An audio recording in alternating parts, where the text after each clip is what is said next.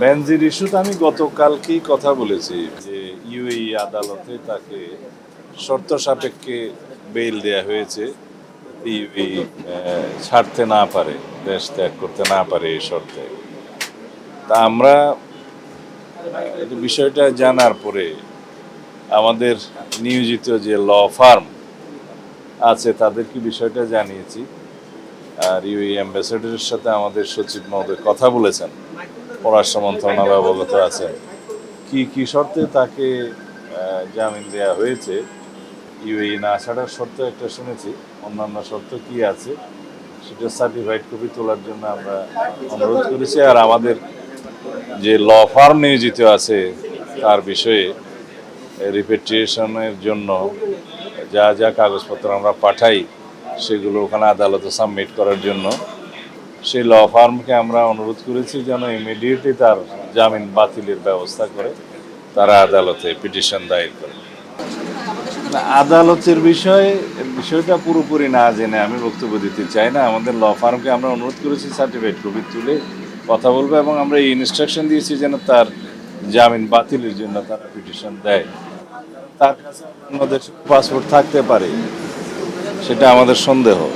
মাননীয় মন্ত্রী, আরেকটি বিষয় হচ্ছে এখানে অনেকেই বলার চেষ্টা করছে যে আইনি প্রক্রিয়ার চেয়ে কূটনৈতিক প্রক্রিয়ায় তাকে ফিরিয়ে আনার সম্ভাবনা অনেক বেশি, কারণ আইনির সে যদি অন্য কোথাও নাগরিকত্ব না, সেখানে জটিল অনেক ব্যাপার আছে। প্রক্রিয়াই তো চলছে, কিন্তু ওইখানে তার আদালতে যাওয়ার হয়তো একটা অধিকার আছে, সেই জন্য আদালতে গিয়েছে। কূটনৈতিক প্রক্রিয়াই তো আমরা ফেরত আনার চেষ্টা করছি।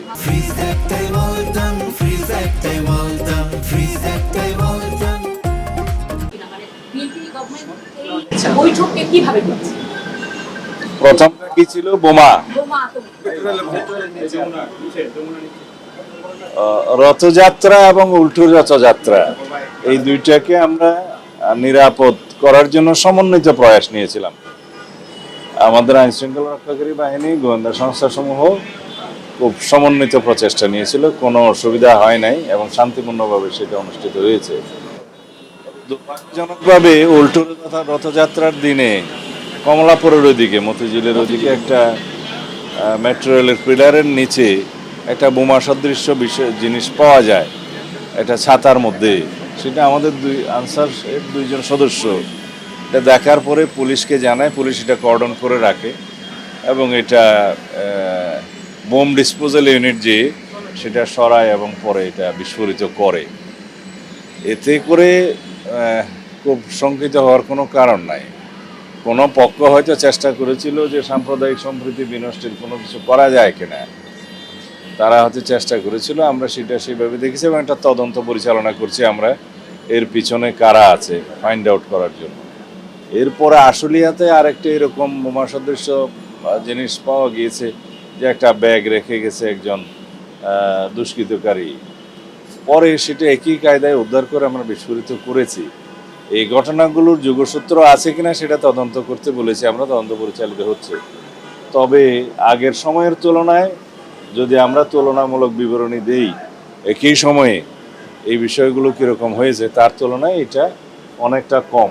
তবে আমরা সবসময় সতর্ক আছি এবং আমাদের এই জাতীয় বিষয়গুলো যারা অ্যাড্রেস করে আর কি, এই আমাদের উগ্রবাদী তৎপরতা বা এই জাতীয় সাম্প্রদায়িক সম্প্রীতি বিনষ্ট করার যে সমস্ত তৎপরতা, এগুলো যারা মনিটর করে, আমাদের স্পেশাল টিম আছে, তারা এই ব্যাপারে সতর্ক আছে।